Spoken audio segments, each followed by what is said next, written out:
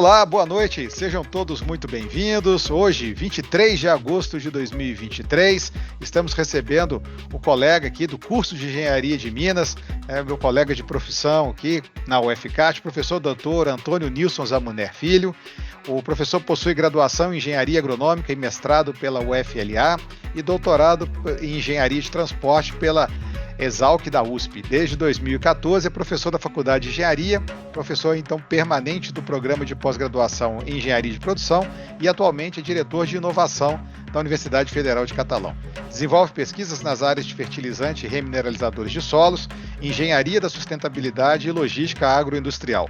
Atua ainda como coordenador do Grupo de Pesquisa e Extensão Demeter, coordenador científico na Organização Internacional Remineralize the Earth, membro do Global University Relations, John Deere Catalão Goiás, membro titular do Grupo de Trabalho Remineralizadores Brasil, do Ministério de Minas e Energia, membro titular do Conselho Nacional de Fertilizantes do MAPA, aí de data de 2022, e membro do Instituto Nacional de Ciência e Tecnologia, Metrologia Forense e Rastreabilidade na Qualidade Agromineral, o projeto MR4. E é membro também do Comitê Gestor do Centro de Excelência em Bioinsumos, o CEBIO do CEAPA.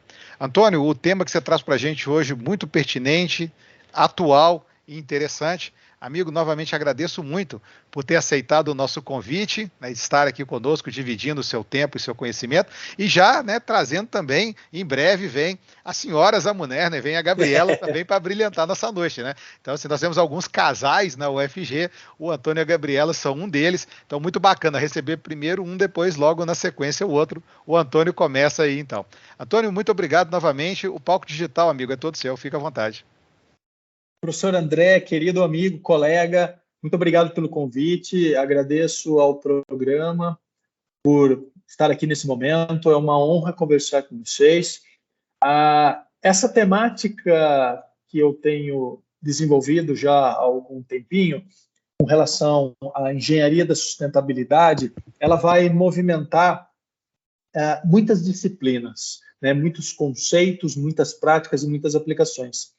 E talvez vocês estejam estranhando um pouquinho, né? Eu tenho, né, o meu slide inicial é de um evento de junho, mas foi exatamente, né, uma parte dessa fala que eu desenvolvi lá, a convite da Petrobras, para estar falando no palco Petrobras da Campus Party, que é o maior evento de inovação tecnológica que existe no Brasil, e essa foi a edição de Goiânia. Para vocês terem uma ideia, foram mais de 150 mil pessoas que transitaram por lá nesses dias. Foram poucos dias, então o fluxo foi intenso. Então, a convite, né, da Petrobras, eu tive, né, falando sobre essa questão das cidades inteligentes, mas mais do que isso, né, como a gente pode trabalhar ou deveria trabalhar o conceito de cidade inteligente, mas como uma ferramenta, não como um objetivo principal. Uma ferramenta para quê? Para as mudanças climáticas, né? Pensando em mitigação de mudanças climáticas. E aí, é claro que aqui a gente vai transitar por alguns tópicos, de forma até um pouco superficial inicialmente, mas todos eles envolvem conhecimentos de materiais, tá? Mudanças de materiais. É lógico que para que a gente fale em cidades inteligentes, a gente vai conversar um pouquinho aqui sobre os conceitos, a gente precisa ter mudanças de hábito de vida, não tenho dúvida disso. Mas algumas dessas mudanças de hábito de vida também estão relacionadas a mudanças de uso de ferramentas e de materiais, tá? Então, se a gente pensar nesse conceito todo hoje de Smart City, a gente vai falar em conectividade, a gente vai falar em internet das coisas, a gente está falando em novas ferramentas de deslocamento, a gente está falando em novas ferramentas de compra e venda, a gente já tem vivido isso há algum tempo. Mas, pensando, né, de uma forma mais simples, quando a gente fala assim, né, o que seria, então, né, uma cidade inteligente? Um local inteligente, seja ele uma cidade, seja ele o campo, seja ele a indústria, nada mais é do que esse ambiente que tem que ter um foco nas pessoas, nas suas necessidades, considerando alguns parâmetros como segurança, lazer, educação, prioridades do tipo qualidade de vida. Então, a gente pode resumir isso de uma forma bem simples até. São ferramentas que melhoram a nossa vida. Pô, perfeito. Todo mundo quer isso. Eu não tenho dúvida que as pessoas, né, nós não queremos melhorar a nossa vida. Existem várias formas de melhorar a nossa vida, principalmente quando essas nossas necessidades, elas são atingidas, tá? Então, não vamos focar só no conceito de cidade inteligente relacionada, que faz parte, tá? A velocidade de banda larga, por exemplo. Essa é uma ferramenta. A internet, ela funciona tanto para o lazer quanto para a educação. Nós estamos aqui num ambiente virtual. Saúde, segurança, tá? Mas é uma ferramenta do grande conjunto das cidades inteligentes. Bom, a Singapura é um exemplo fantástico, né? Não só de cidade inteligente, de Smart City, mas também de uso do conceito de Smart City pensando em mudanças climáticas. Tá? O governo de Singapura, é claro que a gente não compara, né, nem economicamente, nem em tamanhos geográficos, Singapura com o Brasil. Mas Singapura, desde a década de 80, tá, trabalha com esses conceitos de cidade inteligente, e à medida que as ferramentas tecnológicas foram evoluindo, isso foi aumentando, mas as questões de vegetação e revegetação são da década de 60. O clima de Singapura, ele vai ser um clima muito próximo, ou pelo menos parecido com o clima amazônico, tá? Então, umidade alta, temperaturas elevadas, a gente, né, acaba encontrando índice de pluviosidade alto, mas um país pequeno, muito ensolarado, muito quente, como em alguns lugares aqui no Brasil. Então, desde a década de 60, essas questões da vegetação e da revegetação, elas têm sido trabalhadas. Mas mais que isso, né, outros conceitos e outras ferramentas adotando estratégias de mitigação de mudanças climáticas. E hoje lá, não sei se vocês estão vendo aqui o meu cursor, a gente acaba tendo aí da ordem de mais de 80 estratégias de mitigação. Singapura desenvolveu isso. E eles têm inúmeros parceiros e inúmeros projetos.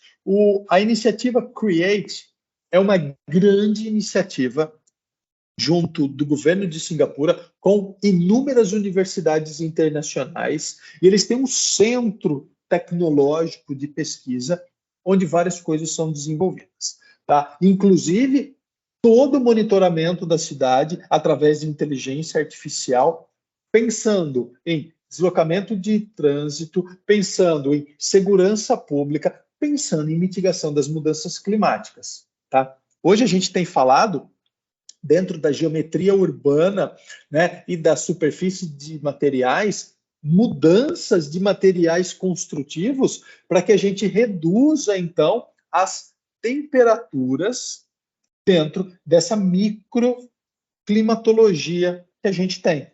Esse mapinha mostra para a gente aqui, ó, os impactos, né, do homem com relação a veículos, pensando em calor. Então, a gente vê algumas áreas aqui no mapa, tá, que tem um fluxo intenso de calor. E essas áreas estão relacionadas ao maior movimento de veículos. Então, o que se faz?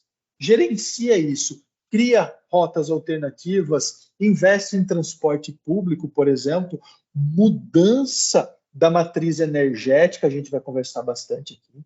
Tá? Então, isso, né, de olhar a cidade inteligente como uma ferramenta já está acontecendo. Tá? Então, eu não estou propondo nada muito diferente. Bom, e aí eu pergunto para vocês, então, né? O que a gente precisa fazer para ser inteligente? Né? Nesse quesito de cidade inteligente, pensando sempre nas pessoas. A gente precisa pensar nas pessoas, a gente precisa desenvolver ferramentas e tecnologia para as pessoas. Tá? O conceito de cidade inteligente, ele vai estar atrelado basicamente a alguns pilares, que são esses, né, a governança, a economia, a sustentabilidade, a qualidade de vida e a mobilidade. Eu vou dar um enfoque, né, um pouquinho maior aqui para a questão da sustentabilidade, pensando nessa oportunidade de gestão de redução, né, de aquecimento, por exemplo, que é uma mudança climática, não é só ela, existem várias outras, mas a gente vai trabalhar com algumas dessas questões. Tá? A gente tem discutido muito ao longo do ano e tem visto muito a problemática do aquecimento, principalmente lá, né, o IPCC trazendo as questões, trazendo as informações e os cálculos, mas esse artigo, né, recente, né, da Nature, ele traz a seguinte pergunta, né? Quando que o aquecimento global realmente vai atingir ou ultrapassar a marca de 1,5 graus? Quando? Bom, as expectativas iniciais do IPCC é que a partir de 2030 isso aconteça. Mas nesse trabalho aqui, a discussão é outra. A discussão é a seguinte: amanhã isso aqui pode acontecer. Tá? Se a gente deixar de fazer o mínimo do mínimo, que é o que a gente já tem feito, amanhã esse negócio esquenta. Pelo menos 1,5 graus. Tá? E aí a gente tem que entender quais são os reflexos do aquecimento global. A gente não está falando só em aumento de temperatura. Qual é a primeira coisa que acontece com a gente quando se aumenta a temperatura? Bom, aumenta o consumo de água. Tá? E aí, se a gente imaginar que 90%, de 70% a 85% da água doce do planeta é utilizada para agropecuária, né, agricultura e pecuária, a gente tem pouca água doce para o ser humano. Bom, se eu tenho um aumento de temperatura, eu tenho uma mudança no ciclo hidrológico, e será que essas plantas agrícolas hoje produzidas, elas vão conseguir acompanhar esse ciclo? Tá? Então a gente está falando de segurança alimentar também. A gente está falando em várias outras problemáticas. Mas o aquecimento global, ele não está relacionado só ao aquecimento da superfície com o calor. Aumentando o calor, eu aumento o consumo de energia elétrica através de ventilador ou ar-condicionado, por exemplo. Será que as pessoas conseguem pagar essa conta no final? Bom, vamos pensando nisso. Outro problema sério que a gente tem é o aumento dos gases de efeito estufa. Lembrando sempre, né, que o efeito estufa é fundamental para a vida na Terra. Se não existisse efeito estufa, não haveria vida na Terra. Isso vocês sabem lá atrás. Tá? Mas o agravamento do efeito estufa gera inúmeras consequências. A primeira, direta, é o aumento da temperatura. Mas, eu tendo gases poluentes na atmosfera, eu acabo tendo outros problemas. Tá? Esse dado, né, são os dados mais atuais, embora o levantamento seja de 2021, ele foi publicado no ano passado. Tá? Essa é a estimativa de emissões e remoções de gases de efeito estufa no Brasil, e a gente separa, né, as emissões em algumas categorias, em algumas classes. E o que mais polui é esse tal de mudança do uso da terra. Isso aqui é desmatamento. Pronto. Bom, se desmatamento é o primeiro, eu preciso pensar nas condições de desmatamento. Bom, é lógico que existe, né, uma série de fatores relacionados a isso.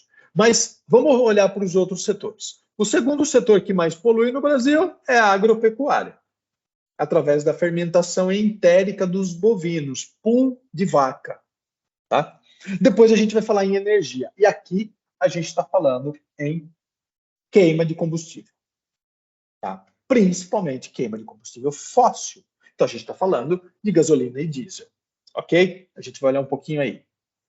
Se eu quero pensar numa mudança de matriz energética, primeiro que eu preciso entender dentro da minha cidade qual é o consumo de energia veicular, né, vamos falar assim, ou qual é o consumo de combustível que eu tenho. Eu preciso, enquanto gestor, conhecer qual é o consumo, qual é a minha frota, quais são os veículos que estão se deslocando na minha cidade, como eles se deslocam na minha cidade, por que eles se deslocam na minha cidade, para que eu possa pensar antes de mudar a matriz energética em otimização de fluxo. Eu tenho que pensar em estratégias de redução de veículos. E aí eu estou falando em transporte público de qualidade. Então, mudar o combustível é uma solução? Claro que é uma solução. Mas é a primeira solução que a gente deveria estar olhando? Bom, é claro que o vídeo está em alta velocidade aqui, mas se vocês olharem um pouquinho aqui comigo, talvez vocês não vejam nenhuma bicicleta, tá? E um ônibus passa por aqui. É lógico que isso não é no Brasil, principalmente por essa característica, né, dos táxis amarelos. Mas independente de ser ou não no Brasil, a gente está falando de uma cidade grande com um volume, né, de tráfego muito intenso. Cadê as pessoas? Onde as pessoas estão? É lógico, isso aqui é uma imagem à noite também. O fluxo de pedestres ele é menor, mas as pessoas não transitam, então eu não tenho deslocamento. É muito pouco, né? A gente vê poucas pessoas transitando. Eu não tenho esse deslocamento a pé, por exemplo. Eu não vejo bicicletas. A gente não vê, né, outros modos de transporte que não sejam o automóvel como prioritário. Tá? Então, sim, eu tenho que pensar como esse consumo desses combustíveis eles vão afetar, ok?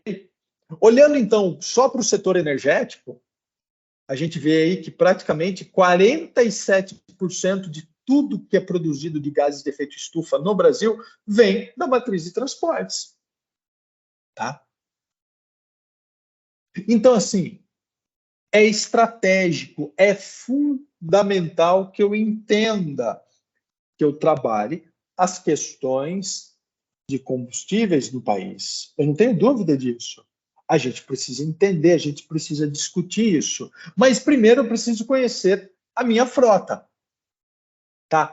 Esse é um dado da frota, né, brasileira, dentro do Ministério, né, do Ministério de Transportes e outras instituições, que traz aqui para a gente aqui algumas informações, né, a nível Brasil e a nível Estado de Goiás. Eu fiz um recorte para o nosso Estado.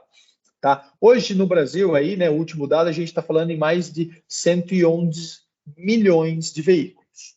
Claro que a grande maioria de carros. Quando a gente vem para Goiás, a gente tem mais de 4 milhões e mais da metade só de carros.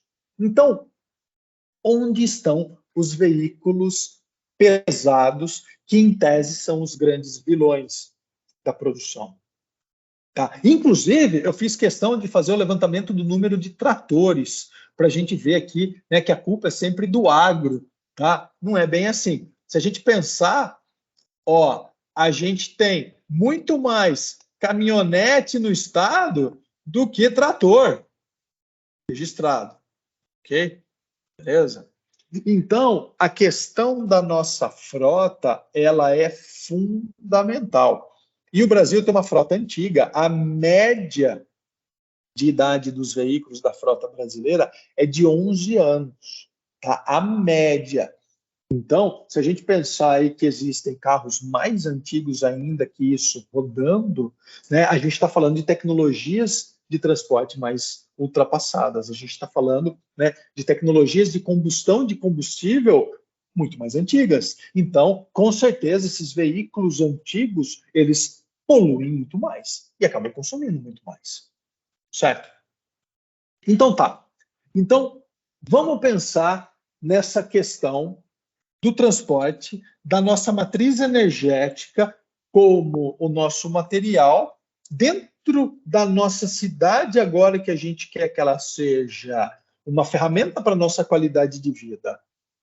Caramba, se eu tenho uma frota antiga, poluente, com carros com um consumo elevado, como que eu vou reduzir isso? Como que eu vou ter melhor qualidade de vida? Tá? Olhando para o estado de Goiás, A gente é o nono, né, no Brasil, no ranking de produção de gases de efeito estufa. Tá? A gente contribui aí com 3,53% de todos os gases de efeito estufa do país. Bom, então a gente tem uma parcela de culpa, assim como todos os outros estados. Tá? Não é porque a gente está em nono que a gente vai falar, não, mas tem gente que polui muito mais e é por lá que vai começar. Muito pelo contrário. Eu penso que se a gente polui 3,5% só, é aqui que a gente tem que ser o exemplo. Tá? Olhando, então, um comparativo entre as principais fontes de emissão do nosso estado com o Brasil, a gente vê pela nossa característica produtiva que a agropecuária, né, aqui no estado, ela polui muito mais. Depois a gente tem quase que empatados a questão do desmatamento e do consumo de energia, e lembrando que 47% desses 14 são combustíveis. Se eu vou para o Brasil, a mudança é outra, tá? Aí o desmatamento lidera, depois eu venho para a agropecuária e em terceiro eu tenho transportes. E de novo, desses 18% do total do Brasil, 47% é transporte.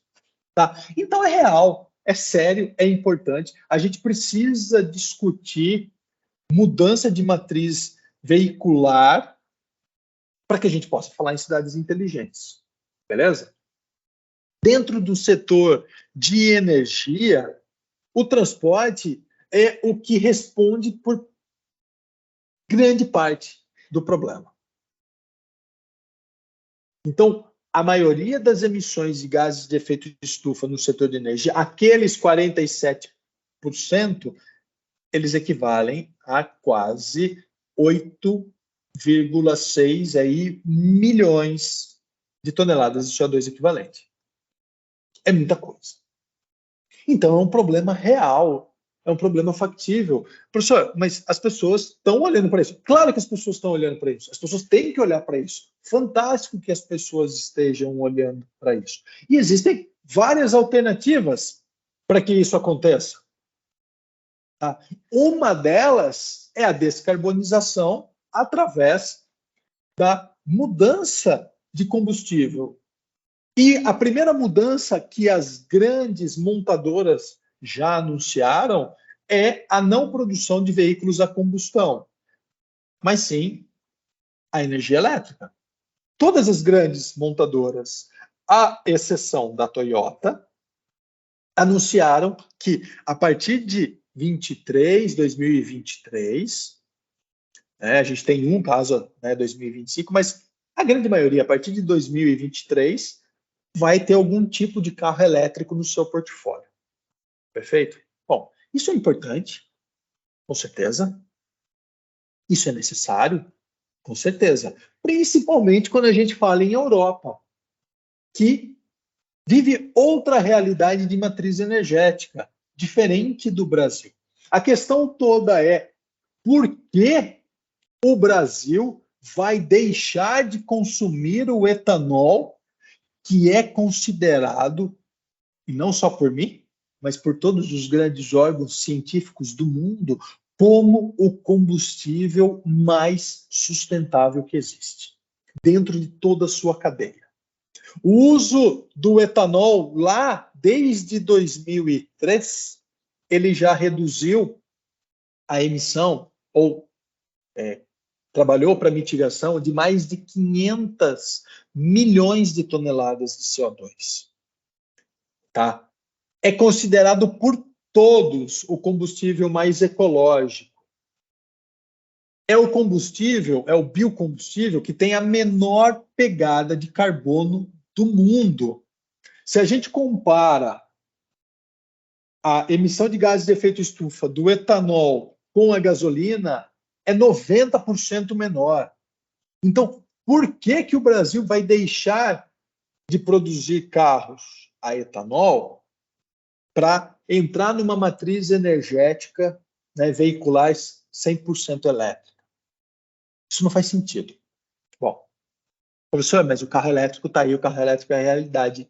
eu sei, eu concordo, eu apoio. Embora não existam ainda trabalhos comprovando cientificamente a capacidade da reciclagem das baterias, hoje ainda não existe uma tecnologia a nível industrial, a nível de rotina, para se fazer reciclagem da bateria do carro elétrico. Então, a gente tem um passivo ambiental absurdo. A gente tem acompanhado aí, vocês também com certeza, acompanhado esse boom da mineração dentro das questões dos elementos terras raras, por exemplo, que são elementos que vão constituir uma parte dessas baterias. Tá? Aqui no Brasil ainda há pouca informação, a nível de mundo um pouco melhor, mas será que as pessoas, será que as indústrias estão preparadas para isso também? Bom, isso é um desafio, isso é uma oportunidade, isso é perfeito. De novo, a matriz ideal, e tem um trabalho, eu acabei não colocando aqui, mas há um mês mais ou menos, eu acho que nem isso, tem um trabalho da Fundação Getúlio Vargas, do Observatório de Bioeconomia, liderado pelo Luciano. O Luciano, inclusive, é um dos presidentes da UNICA, a União da Indústria de Cana-de-Açúcar, e ele fez, ele estudou e ele fez a comparação entre os veículos e as matrizes veiculares, e ele conseguiu mostrar lá, comprovar, que para o Brasil, o veículo que tem a menor poluição em termos de CO2 equivalente é um veículo híbrido, tá? Abastecido a etanol. Então, isso já existe no mercado. Isso é perfeito para a gente. Outro ponto. Quando eu entro com o carro elétrico, esse carro precisa ser recarregado na tomada. Bom, aí eu compro um carro elétrico, eu posso comprar um kit para recarregar esse carro. Será que as pessoas hoje conseguem comprar esse carro? Oferta e demanda, professor? Perfeito, eu concordo. Daqui a pouco o preço desse negócio também vai reduzir. Mas será que todo mundo vai ter condição de ter o kit? Será que todo mundo consegue colocar um painel solar? De novo, então eu preciso mudar o material construtivo das casas ou mudar a técnica construtiva, a visão construtiva das casas, para que todas as casas novas já saiam com o seu sistema de aquecimento solar. Isso é fantástico de um país de clima tropical. Inclusive, particularmente, eu acho que já deveria ser lei, né, essas coisas. Tá? Caramba, aqui no Brasil a gente ainda constrói castelo. A gente trabalha, ó, tá vendo? Um castelo. Isso aqui não existe mais lá fora. A gente precisa trazer novos materiais, novas ferramentas, para que as construções sejam mais rápidas, para que as construções tenham menor custo de manutenção, para que a gente possa capacitar a nossa mão de obra. É inadmissível, eu dou aula na engenharia civil na graduação, é inadmissível você construir uma parede inteira, depois você tem que cortar ela para passar o conduíte, para passar a eletricidade. Já constrói subindo o canal de eletricidade, poxa vida. Isso é real já. Ah, mas a mão de obra nossa não é qualificada. Então é dever nosso qualificar a nossa mão de obra. O marketing está aí acontecendo. Quantas vezes vocês já assistiram televisão, ou stream, ou internet, que vocês viram a propaganda da Volvo, do carro elétrico? Quantos de vocês viram alguma propaganda da União, da Associação dos Produtores de Cana-de-Açúcar, defendendo o uso do etanol? Tá. O marketing é uma coisa séria, pessoal. Então a gente precisa entender isso. Ah, professor, mas plantar cana tira a comida da gente. Não, não tira. Olha só, 66%, mais de 66% do território brasileiro ainda são cobertos por vegetação nativa. 30% são ocupados pela agropecuária. Desses 30%, eu tenho 7,8% para a produção de grãos, soja, milho, feijão, girassol, amendoim, blá, blá, blá, blá, blá, frutas, hortaliças e culturas perenes. A cana-de-açúcar é uma cultura perene. O problema é aqui, ó, pastagens. Tá, eu tenho mais de 20% de pastagens. A gente está falando aí de algo em torno de 150 milhões de hectares de pastagens. E desses 150 milhões de hectares de pastagens, 90% são pastagens degradadas. ou subutilizadas. Então, esse é um outro problema sério que a gente tem. Eu nem trouxe aqui, André, os números da mineração, porque as áreas ficam muito pequenininhas. E aí o problema é da mineração também, tá? Não é verdade. A gente precisa começar a entender de onde vem a informação para que a gente possa discutir. Bom, então, a cidade inteligente, ela precisa ter essa conectividade para gerar conexão. Conectividade é diferente de conexão. Conexão você faz, inclusive, com pessoas. A forma como eu me desloco dentro da cidade, ela acaba gerando conexão. Se eu tiver o aplicativo para pedir o veículo, e dentro desse veículo a gente tem aí opções aí de diversas empresas, mas a gente tem as opções aí de, por exemplo, compartilhamento de carro. Eu faço essa pergunta e depois vocês podem me contar. Quantos de vocês andam em carros compartilhados? Eu não estou vendo vocês, mas provavelmente poucos, porque a gente tem um problema de segurança no Brasil. Tá? Em outros países lá fora, né, Canadá, Suíça, a gente tem um número um pouco maior de compartilhamento de veículos, porque a gente tem uma outra realidade social também. Então eu preciso que a minha cidade inteligente, ela não forneça só internet para mim, ela forneça segurança, ela forneça educação, ela forneça lazer, para que a qualidade das pessoas, de novo, que moram aqui, avance, para que eu possa pensar nessas novas estruturas, para que eu possa ter conexão. Tá? A conexão gera sempre a conectividade. Se eu não tiver esse entrelace entre pessoas, não tem para que fazer cidade inteligente. Eu tenho uma estrutura maravilhosa que o professor André comentou, né? Eu estou aqui na incubadora e convido todos vocês a virem aqui. A estrutura é maravilhosa. A hora que eu for embora e apagar a luz, esse negócio fica vazio. Fica as moscas aqui. Então, pessoas, a gente sempre precisa pensar nas pessoas. Beleza? Como reduzir, então? Uma saída é esse conceito que existe, né, de mobilidade como um serviço. E aí ele vai além. Alguém quer perguntar alguma coisa? Tônia, nós estamos com uma pergunta aqui do professor Neilton. Ele te pergunta o seguinte: apesar da importância do etanol, por que o consumo dessa fonte de combustível ainda não alcançou aí patamares mais altos e realmente um crescimento significativo? Neilton, a sua pergunta é fantástica. É uma questão, infelizmente, de distribuição logística. Tá? Só para você ter uma ideia, Goiás, eu tenho esses dados, depois eu compartilho contigo, mas Goiás é um dos estados brasileiros que mais consome etanol, e a gente não é o maior produtor. O estado de São Paulo é o maior produtor de cana-de-açúcar e, por consequência, é o maior produtor de etanol. E nem em São Paulo o consumo de combustível do etanol é maior do que o consumo de combustível da gasolina. Existe uma relação, né, de diferença de motor, então, entre o ciclo diesel, o ciclo Otto e o ciclo da gasolina, uma relação de consumo. A conta que o brasileiro faz é quantos quilômetros eu ando com 1 litro de etanol e quantos quilômetros eu ando com 1 litro de gasolina. É justa essa conta. É justa. Por quê? Porque até hoje a gente tem uma relação, né, uma visão econômica do sistema. A gente precisa ter a relação econômica do sistema. Eu não estou fantasiando aqui, não. A gente tem que ter relação econômica do sistema, mas a gente precisa entender que o sistema está aumentando, o sistema está mudando. E eu vivo no sistema. No Rio Grande do Sul, Neilton, só para você ter uma ideia, 90% do combustível que é consumido lá para carros leves é a gasolina.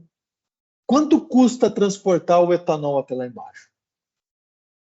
Tá? Então você tem frete, você tem o próprio custo, né, de combustível do caminhão para levar isso para lá. A cana-de-açúcar não vai ser produzida lá. A gente está falando de um país, né, de dimensões continentais.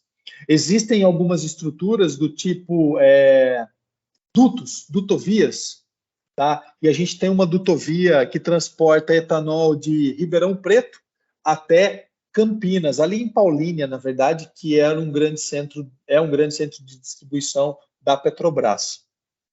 Tá? Tem um problema de lobby, eu não sei se é bem lobby o termo, mas tem um problema de legislação. Até pouco tempo atrás, Neilton, imagina, vou dar um exemplo lá da minha cidade natal, lá de Serquilho. Serquilho tem uma usina de cana-de-açúcar que produz etanol.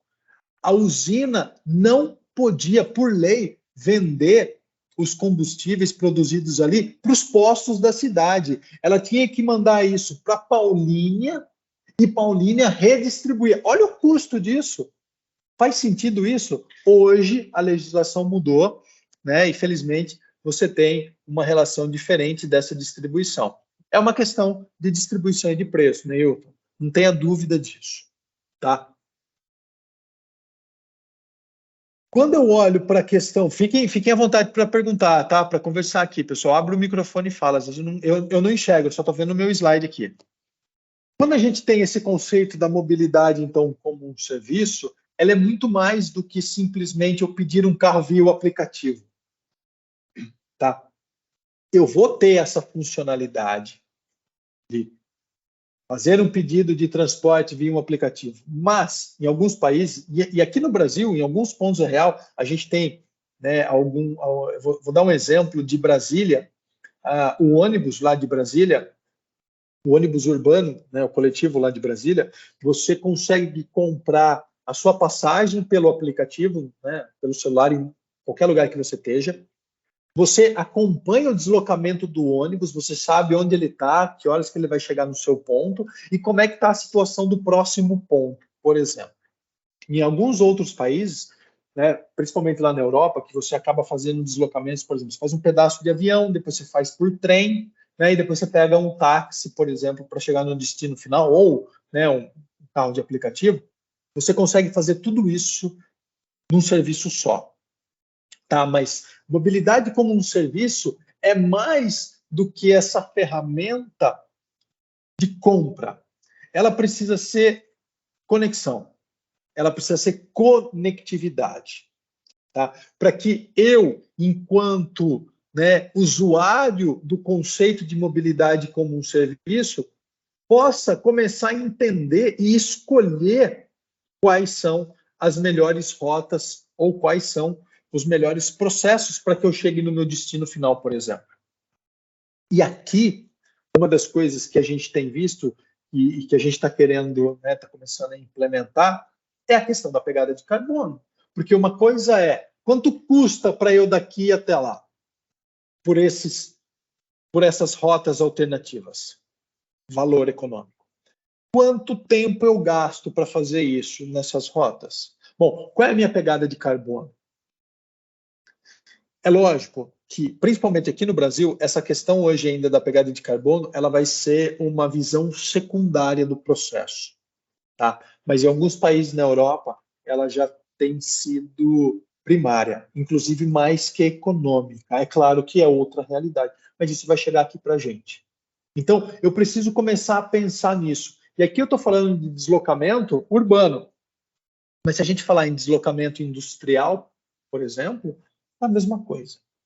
Tá? Então, o conceito de mobilidade como um serviço, ele é muito mais amplo do que um simples, né, cashback online. Tá? Quero que isso fique claro. E aí, a gente consegue, então, trazer aquele conceito, né, da cidade inteligente como ferramenta, para que eu consiga enxergar quais são os pontos críticos dentro de todos esses problemas das mudanças climáticas. O aquecimento global, tá? O aumento da emissão de gases de efeito estufa, o aumento populacional, está aí a Índia superando a China já, as previsões eram, né, de 2050 e já superou. Aí eu vou falar em segurança alimentar, eu vou falar em fome, eu vou falar em doenças, ok? Então, hoje, a tecnologia ela tem que ser ferramenta para que as nossas cidades retornem para a gente oportunidades de melhoria. Então, eu consigo mudar fachadas, eu consigo aumentar áreas de absorção, eu consigo inserir painéis de captação solar, eu consigo diminuir a emissão de gases de efeito estufa com um aumento de transporte, né, coletivo, por exemplo. Eu posso aumentar áreas de deslocamento de pedestres, eu posso aumentar a área de deslocamento de bicicletas, eu posso inserir, né, pontos de água na cidade, pensando em resfriamento. Tá? Então, eu tenho uma série de ações para que eu possa trabalhar a física, a química, né? Dentro disso, os novos materiais ali. Não só lá nos combustíveis. Eu dei uma focada aqui nos combustíveis, né, para dar um exemplo. Mas eu tenho muitas outras, nós temos muitas outras oportunidades. E aí, meus queridos, só para colocar para vocês, o Brasil tem um sistema de, né, dentro do sistema de estimativas de emissões e remoções de gases de efeito estufa brasileiro, nós temos mais de 87 soluções para a mitigação dos gases de efeito estufa dentro das cidades brasileiras. Pô, Singapura tinha 80, a gente tem 87. Não é possível. E quando eu olho para os transportes, as primeiras, né, alternativas não são a mudança, ou não é, né, desculpa, a mudança da matriz energética, são coisas muito mais simples, ó. Garantir condições adequadas de caminhabilidade. Eu preciso ter calçada decente. Eu preciso ter calçada iluminada. Eu preciso ter pavimento que garanta que uma senhorinha consiga caminhar. Eu preciso ter pavimento que não escorregue em dias de chuva. Eu tenho que promover, ó, condições para que as bicicletas sejam um meio de transporte. Eu estou falando em transporte ativo, qualidade de vida, saúde. Tá? Então, tá vendo? Começa aqui, e se eu não me engano, só da área de transportes, das 87, eu tenho pelo menos umas 12 soluções. E lá no final tem sim mudança da matriz energética. Então, essa questão, ela precisa ser discutida, ela precisa vir à tona cada vez mais, porque, de novo, olha só, a gente é só um. Não tem para onde fugir. Por mais que, né, toda essa corrida espacial agora retorna, é fundamental. Aumenta, gera ciência, cria tecnologia, tem investimento, tem pesquisa. Eu não tenho dúvida disso. Mas, enquanto isso, nós somos só um. E nós estamos todos, querendo ou não, bem ou mal, todos no mesmo lugar. Tá? Então, eu preciso desenvolver ferramentas para que a nossa qualidade de vida seja melhor aqui, hoje. Tá bom? Bom, tudo isso é muito lindo, tudo isso é muito maravilhoso, mas a realidade não é bem essa. Esse foi um trabalho publicado, né, um artigo da Nature, do final de maio, onde ela traz essa notícia de que o governo indiano retirou de todo o material escolar de crianças, né, de adolescentes que estão, né, entre 12 e 16 anos, todos os conceitos de tabela periódica e evolução genética. Então, hoje, um aluno do ensino médio na Índia, ele não sabe o que é tabela periódica.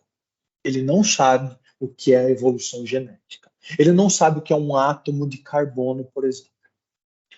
A alegação foi que durante a pandemia, quando as aulas eram remotas, esses conceitos eram muito complexos para os meninos estudarem em casa, então eles resolveram retirar naquele momento dos materiais escolares, há 2 anos atrás, com a alegação de que, a partir do momento em que voltasse para o presencial, isso seria retomado. Não foi.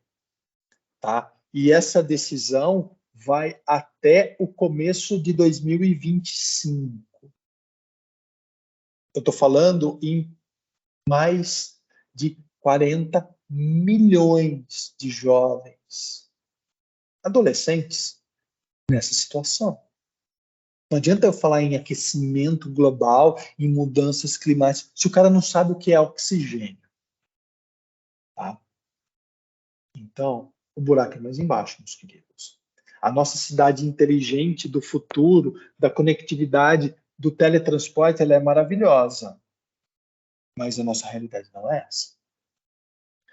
A gente vai ter alguns exemplos Mas quando você tem o maior, né, o país mais populoso do mundo tomando uma decisão dessa, isso aqui é agora. Ó. É agora. É porque tem alguma coisa errada. Tá? Então a gente precisa pensar nisso. Encerro por aqui a minha fala. Falei pra caramba, André, você tinha que ter me cortado antes. Vou voltar aqui para a tela para a gente conversar. Estou à disposição de vocês. Ô, Antônio, não falou bastante não, cara. Falou foi pouco, tá? Tem que falar mais, então queremos mais. Antônio, parabéns pela apresentação. Fantástica. As ideias são, de fato, instigadoras, né? E nos levam a raciocinar, tá? Isso aí não tenha dúvida. Mas, Antônio, se a gente for já entrar nesse campo aí da especulação e da ficção científica, mas pensando que está chegando perto da gente, tá? Perfeito. O que você vê de modelo lá fora que a gente poderia, então, trazer para o Brasil que você acha que tem adesão? Você acha que emplaca no Brasil? Você fala assim... mobilidade urbana. Tá, A mobilidade urbana nossa é um problema histórico. A gente tem essa... Primeiro que as pessoas sempre criticam e falam assim, bom, o modelo adotado para a matriz de transporte nossa é o rodoviário. Ele tem inúmeras vantagens, é um modelo porta a porta, é um modelo mais rápido, é um modelo mais dinâmico. Bom, mas a gente está falando de um país continental. Por que a gente não aumenta os trens? Primeiro porque, infelizmente ou felizmente, o país tem uma topografia acidentada. Tá? Então, em alguns lugares, o custo... Tem tecnologia? Tem. Mas o custo para se fazer corte e aterro ainda é muito caro. É a mesma condição das hidrovias. Nossa, nós temos muitos corpos d'água, né, aqui no Brasil. Por que a gente não aumenta, né, transporte hidroviário? Porque o barco, para fazer esse tipo de transporte, é diferente dessa lancha que a gente pesca na Araguaia. Ele precisa ter calado, profundidade que a gente não tem. Ele precisa ter largura e ele precisa ter uma calmaria de águas. Como a gente tem uma topografia acidentada, os nossos corpos têm velocidades e não permite isso. Então, infelizmente, a gente pode melhorar em alguns lugares, por exemplo, aqui no Centro-Oeste, Mato Grosso, a gente deve e deveria aumentar tanto ferrovias quanto hidrovias, com certeza. Mas a questão da mobilidade, né, de pessoas, ela é um problema não só cultural, André. Eu vejo que no Brasil ela é um problema social. Tá? Se você entrar num ônibus qualquer, mesmo numa cidade melhor, com índice H mais desenvolvido, a gente tem medo, ou a gente tem um receio. Você é um cara viajado, você conhece o mundo inteiro. Você, como bom brasileiro, mesmo na Suíça, talvez em algum momento você entrou, você olha assim do lado e fala assim, onde é que eu estou aqui? Como é que é esse negócio? Porque a nossa natureza, ela é de uma natureza de sofrimento, ela vem desse momento de você tem que ficar esperto o tempo todo, você vem dessa necessidade da criminalidade. Então, se a gente não tiver uma mudança educacional, que é outro tema extremamente complexo de se discutir no Brasil, a gente não vai conseguir falar em transporte público de qualidade, a gente não vai conseguir ter um transporte compartilhado. O mundo caminha, na minha visão, para um mundo cada vez mais individualista. No momento que eu tenho a minha Netflix, no momento que eu tenho a minha conta do Uber, que eu chamo o meu carro. André, antes não tinha, a gente tinha que ir para a fila do busão. E todo mundo pegava o busão, ou pegava carona para ir para a universidade, ia de bicicleta um com o outro. Hoje não. Essa mudança, né, da geração e a mudança das ferramentas, ela, na minha visão, ela contribui para isso. E se a gente não tiver uma educação base, se a gente não tiver uma mudança comportamental para entender e falar assim, olha, eu preciso ter segurança, eu preciso entrar num carro e não ter medo do cara que está lá dentro. A gente nunca vai compartilhar um carro. entendeu? Então, é complexo. A gente tem que trazer essas estruturas, a gente tem que começar a trazer esses modelos cada vez mais inteligentes de mobilidade, né, para que a gente tenha também uma certa autonomia, para que a gente tenha um pouco mais de segurança, que é o que acaba acontecendo lá na Europa. A gente cansou de ver, né, e provavelmente, inclusive, você viu ao vivo, né, Londres, os altos parlamentares andando, né, com as pessoas. Vão falar assim, como vai? Não é sacanagem, não. E o cara tá lá, por quê? Porque o cara não vai sacanear ele, o cara não vai perturbar ele, o cara não vai lá pedir voto, não vai cobrar, porque ali não é o momento. É isso que a gente tem, essa cultura nossa, mas aí eu não sei se a gente vive isso, André, assim, entendeu? Talvez depois, né, da explosão solar, quem sabe, mas é complexo. É isso que você falou de celebridades, né? Isso é verdade. Em outros lugares do mundo, as pessoas não se importam tanto com a presença do outro. Quando nós tivemos a oportunidade de morar fora, né, para fazer um curso de inglês, nós ficamos em Malta. E aí as pessoas estavam contando para a gente que estavam na fila do cinema para ver um filme. E era o filme do Tom Hanks. Era aquele novo, seguindo o Código da Vinci, lá era o próximo, né? Tá, E aí legal. as duas meninas que estavam lá falaram assim: vamos tirar uma selfie, vamos tirar uma foto, vamos pedir para alguém tirar. Aí elas pediram para a pessoa que estava atrás tirar a foto. E quando elas viraram, ela falou assim: você tira a foto do Tom Hanks com a gente, que era um cartaz. Aí o cara atrás falou assim: não quero tirar foto. Ela falou: não, eu quero tirar foto com o Tom Hanks. Ele falou assim: não, eu não quero tirar foto. E ela falou assim: mas aqui o cartaz. Aí o cara ficou assim, sem graça. Tudo bem, pegou o telefone e tirou a foto. Só que elas estavam pedindo a foto pro Tom Hanks, tirar a foto delas com o cartaz. Aí depois Entendi. que elas viram, aí assim, o pessoal conta lá que Tom Cruise anda na ilha, né? Sim. Brad Pitt, Angelina Jolie, e assim, o pessoal não liga, né? Eles É, não maltratam, eles não assediam, tá? Então, assim, realmente a mentalidade, ela é cultural, né, Antônio? é, é. E assim, não adianta você querer impor uma cultura para uma sociedade. Experimentos sociais tendem a fracassar, né? Não, total. E assim, André, atrelado à questão cultural, só, né, fechando aqui assim esse ponto, você tem uma questão econômica, tá? Sim, Porque qualquer coisa que é melhor, tá? Qualquer coisa que é melhor, ela vai demandar um custo de produção mais caro. Ela tem uma matéria-prima melhor. Então, um serviço melhor, ele vai ser mais caro. Ah, qual é a média da renda, né, de renda brasileira? É baixíssima. Tá? Então, como é que né, a pessoa, né, a dona de casa lá, que vive sozinha no salário mínimo, com 3, 4 crianças em casa para cuidar, ela vai falar assim: não, eu vou andar num transporte melhor. Ela não consegue pagar. Ela não consegue pagar.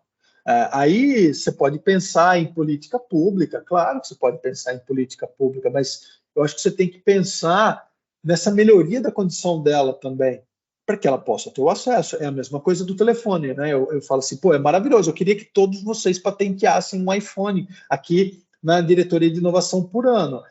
Seria fantástico para a gente, mas será que o pessoal lá fora consegue usar o telefone?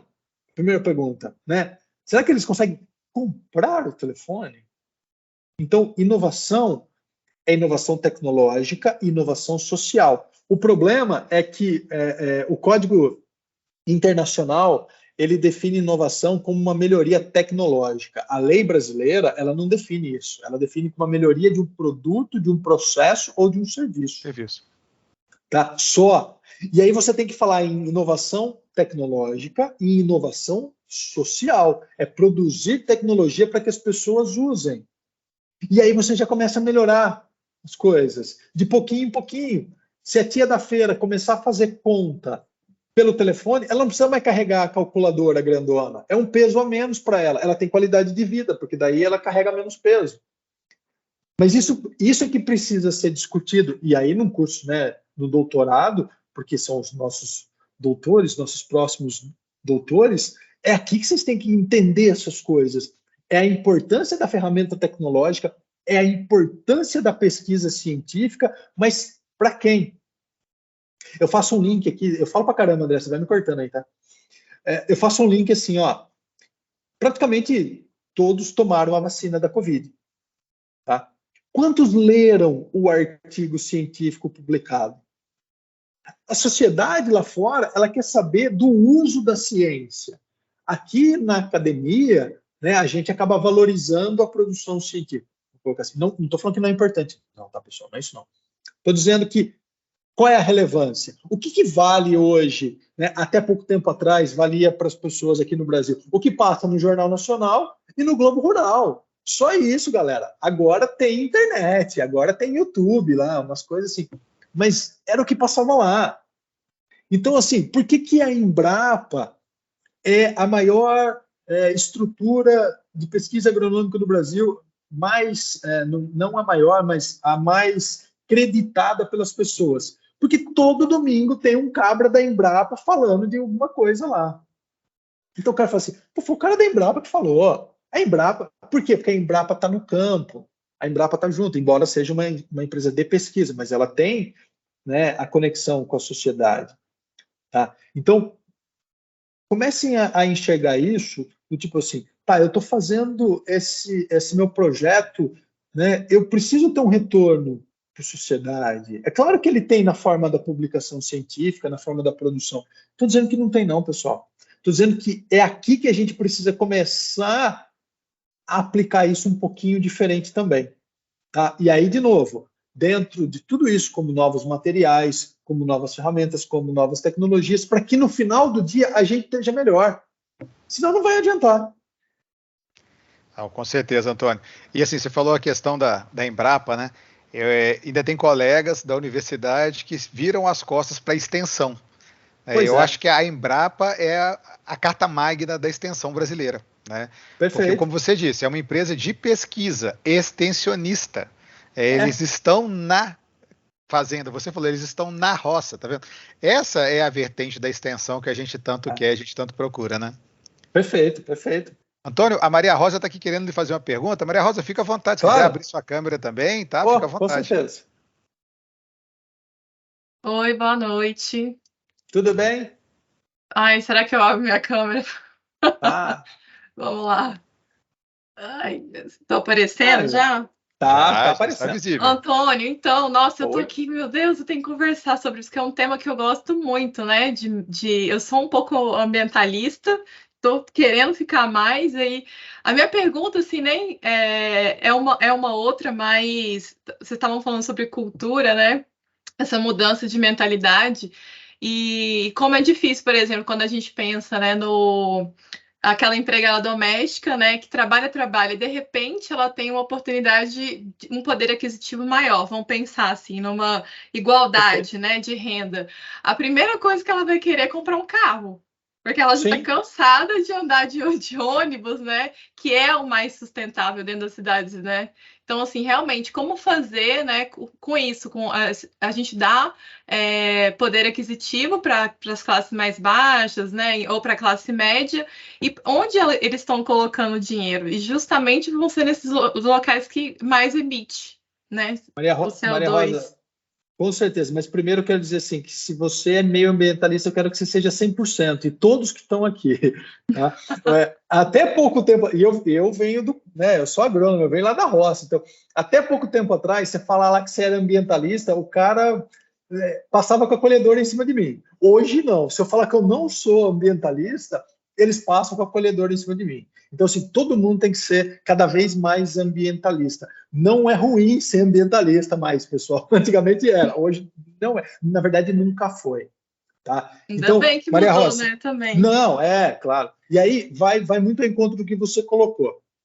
A gente tem um outro problema, Maria Rosa, que é o seguinte, isso eu ouvi de um psicólogo, tá? Um cara letrado. Falou assim, ó, a relação que o ser humano tem com o dinheiro não é uma relação, ela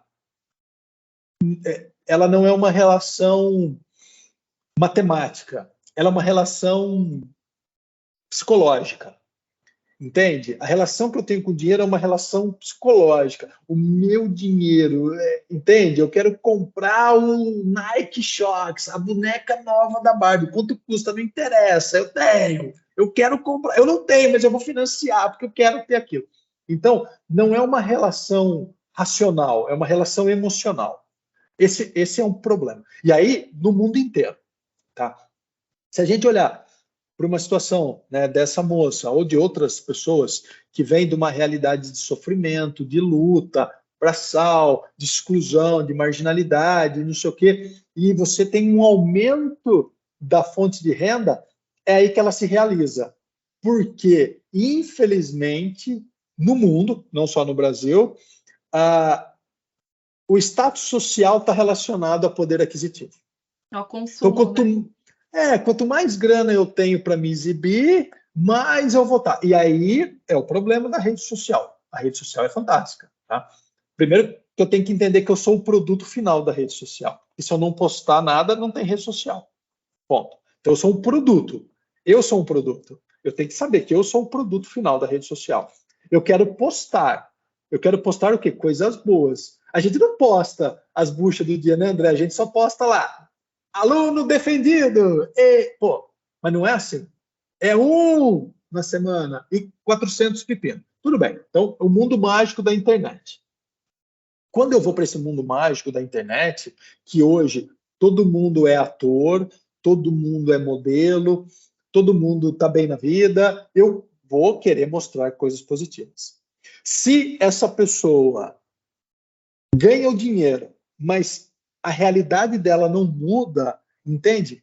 O ônibus que passa na casa dela continua ruim, ela não tem segurança para ir para o ponto, a calçada está quebrada, não tem iluminação, ela vai olhar, ela vai falar assim, por que eu vou andar de ônibus mesmo? Se eu posso ter um bem que me dá segurança, me dá agilidade, me dá conforto e principalmente me coloca num outro patamar, entendeu?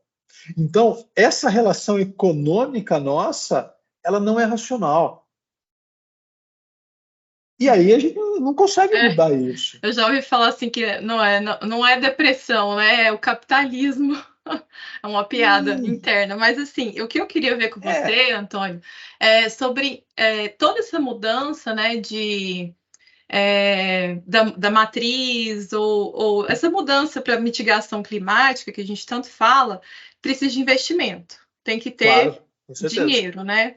Aí, assim, no que você anda estudando, assim, quais as principais tecnologias de mitigação climática que tem mais investimento hoje desses investidores? Seria a de redução de emissão ou as tecnologias de remoção, né, do CO2? Porque eu tenho visto que, igual você falou, né, tem a matriz energética.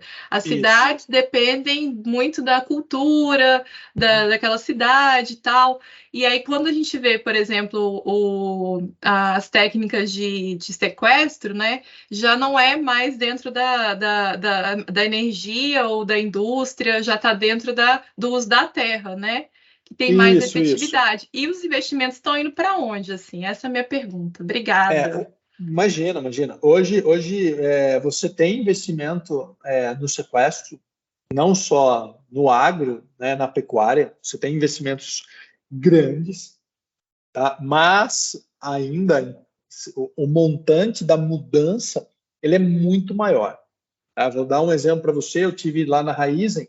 A Raízen é a maior joint venture de cana-de-açúcar do mundo.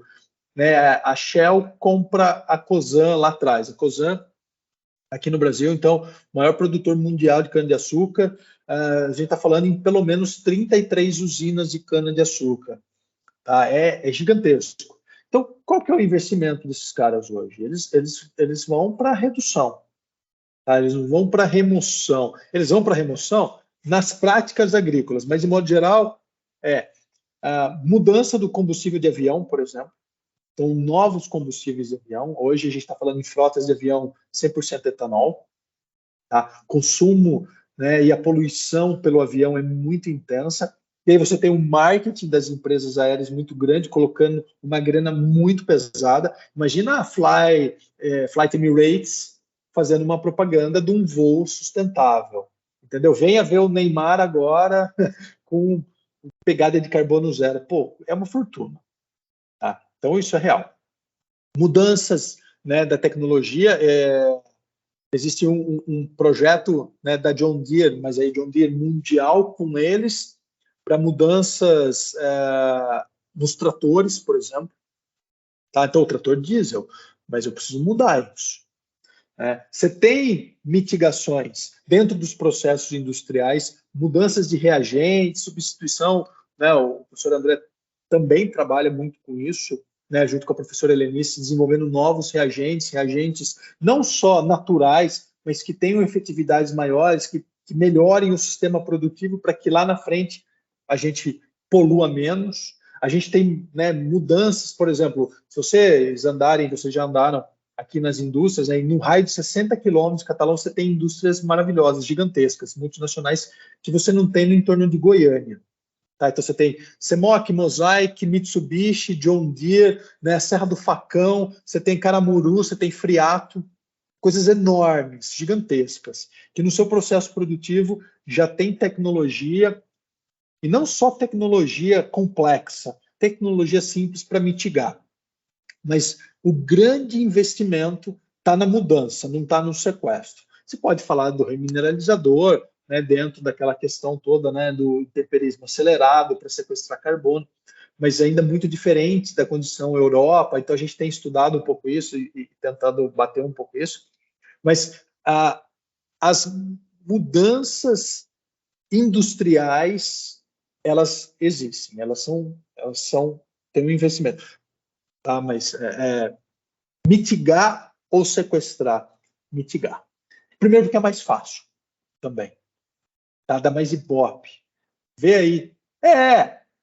Pessoal, eu defendo as indústrias, não só porque eu estou aqui, porque é um caminho natural na minha visão. Tá? Mas a gente tem que entender como é que as coisas acontecem, sobrevivem. Ou vocês acham que lançar a Barbie e o Oppenheimer no mesmo dia foi uma curiosidade ou um acaso do destino, né? Não é assim que funcionam as coisas. Então, existe uma grande, né, um grande investimento hoje para os processos biológicos, tá? Desenvolvimento de rotas biológicas para qualquer coisa. Gigantesca, e a gente tem que estar atento a isso, porque isso é material, isso é mudança, isso é ciência. Então, você tem grana dentro das agências de fomento para isso, você tem grana na indústria para isso, a sociedade está colocando dinheiro para isso. Hoje, né, nos hubs, você tem o hub da mineração, que é um grande hub, o hub da cana-de-açúcar, você tem um hub. Só para vocês terem uma ideia, tá? Eu conversando lá na Raizen, é assim, professor, projetos que vão dar lucro para a gente da ordem de 2 milhões de reais, a gente nem quer conversar. Claro, é outro patamar de indústria, mas os caras estão indo para transgenia de cana, os caras estão indo para combustível de avião, os caras estão indo para motor, entende? Imagina a galera. Mitigação, eles têm, como eles são Shell, né, metade Shell, então eles têm todo o know-how da petrolífera. E aí existe uma tecnologia já utilizada na indústria de petróleo para fixar o gás carbônico no solo, através de dutos. Os caras estão trazendo isso para as usinas de cana, entendeu? Então é outra pegada, lógico. Tem universidade participando, tem Embrapa participando, tem centro de pesquisa internacional, claro que tem, lógico. Mas a grana forte é para isso, tá, Maria Rosa? Pelo menos até onde eu vi hoje.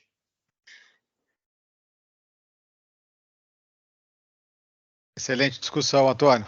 Realmente tem vários pontos para a gente pensar e para a gente tentar evoluir. Deixa eu ver que tem mais uma pessoa com a mão aqui de pé. Deixa eu ver o que é. Não, é a Maria Rosa ainda, tá?